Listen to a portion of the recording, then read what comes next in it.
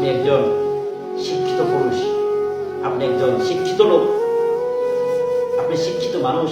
একটা অটো ড্রাইভারের ডাক দেওয়া করে, এই বেটা অটোওয়ালা যাবি তুই, বেটা এই অটোওয়ালা যাবি তুই।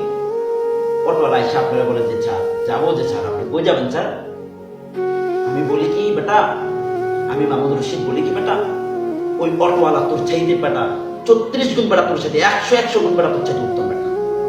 তুই মুসলমান, তুই শিক্ষিত, তুই শিক্ষিত বেটা, তুই শিক্ষিত মানুষ অশিক্ষিতের মতো কথা বলার বেটা। তুই একজন রিক্সাওয়ালাকে, অটো ড্রাইভারকে, একজন কামলাকে তুই বলস এই কামলা কাজ করবি তুই আমার, এই অটো ড্রাইভার, এই অটোওয়ালা যাবি আমার লোকে। আর অটোওয়ালা তোর সাথে ভালো ব্যবহার করে যে স্যার আপনি কই যাবেন, যাবেন কই স্যার আপনি, আমি আপনাকে নিয়ে যাই। আমি বলি কি বেটা, মূর্খ বেটা, শিক্ষিত না বেটা। কেমন শিক্ষিত বেটা? একজন অটোওয়ালার সাথে তুই কথা বলতে পারস না বেটা?